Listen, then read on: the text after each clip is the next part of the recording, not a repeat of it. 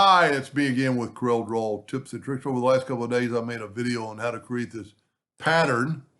And before I deleted it, I thought this would look pretty cool another way. And there's a couple of ways to do this. Matter of fact, let's make a copy of this. Move it out of the way. And I'm just going to take this one. This one's in the center of the page. Over to Control D and rotate it 45 degrees. And then look at this, you take this and weld it. Now you've got another type framework that would be pretty cool. Take away the outline, bring in a black box just so you can kind of see it.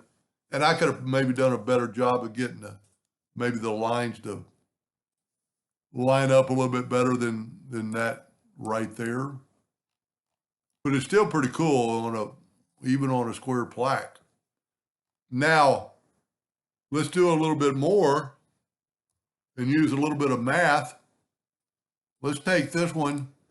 Let me set my nudge factor on like 15 inches, and let's nudge this out of the way, making a copy of it.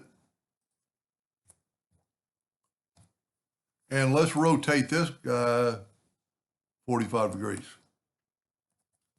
Now, I want to, well, you know what? let me do this. I want to measure, well, you know what I can measure here would be the best at this angle. And I want to be able to, I don't know if that circle is going to weld. I'm just guessing here. I'm going to take a 2-point line. You know what? Let's use an indexing line. Have it snapped. Let's turn on the indexing line. Have it snap to there, bring another one, and have it snap to there. And there's actually a macro that I show off on how to measure this better. Parallel dimension tool, and we'll go from that node to that. 1964. Now, let's take this one. Let's go ahead and turn it on an edge at 45. And let's make it with our ratio locked. Let's make it 1964. And now let's hit P.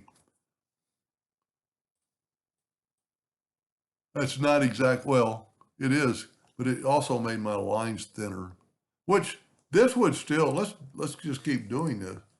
Let's get, you know what, let's do this. Let's take this one and Control D while holding down the Shift key, bring in one of the side boxes. Let's stay it away from there, and then let's go Control D again. Control D always does that, and repeat. Control R will do the same thing, and then let's go Control D. See that one time it put on top. I'm holding down the Shift key. Now, I don't have to weld this because it's all one color, or none of them are touching. So let's make it all yellow. I like doing that just because it kind of shows off. Take away the outline. And let's bring in that black box.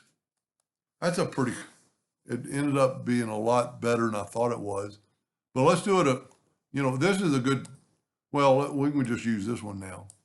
I'm going to left click, right click.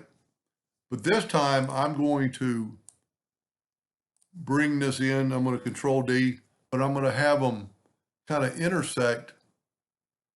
Like, well, to get it perfect, you'd probably have to measure. I want those lines.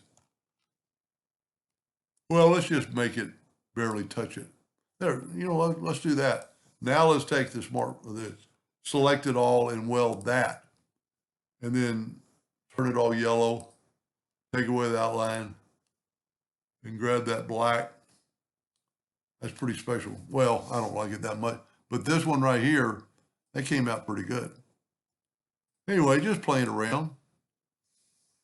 And you could keep going, smaller and smaller and smaller. Hope that helped a little bit. Thank you for watching.